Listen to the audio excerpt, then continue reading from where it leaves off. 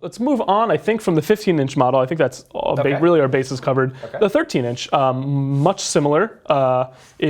They look pretty much the same. Yeah. It is smaller. It's a 13-inch screen. Not everyone needs that 15-inch screen, and you pay less for it, significantly in this case. Indeed. In this case, actually, we have the entry level, the brand new entry level 13-inch MacBook Pro, which, as we mentioned at the beginning, it has a touch bar now, which is something that it didn't have before. The touch bar, which we can kind of briefly, we didn't really talk about, but basically it changes based on what app you're running.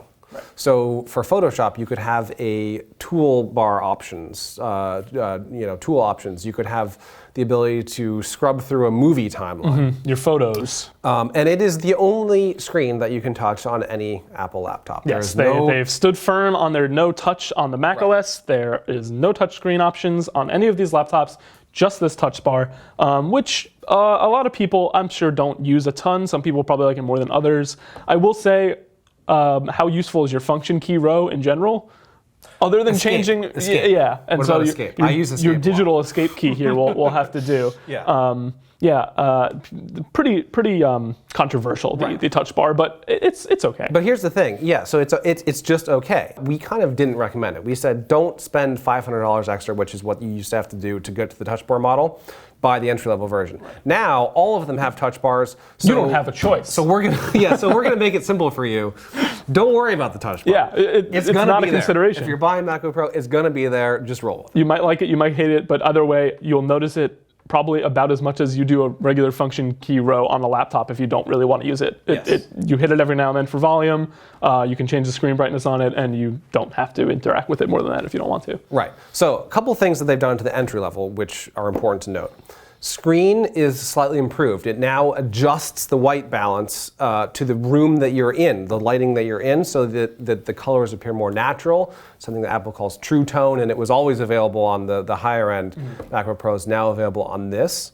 And they've refreshed the insides, the processor and the storage options. So now you can get a bigger SSD, and you get Intel's latest 8th generation processors, but not the Core i9. Not the Core i9, and not 9th gen? Correct, not 9th gen. It's still 8th generation processors.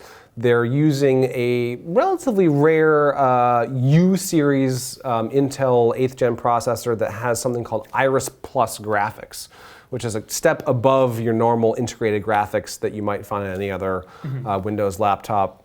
It's still not great, but it's as much of a step above integrated as it is below a real GPU, like real GPU. Correct. And so you can outfit the higher end 13-inch versions with AMD graphics, but this one has the integrated version. Right.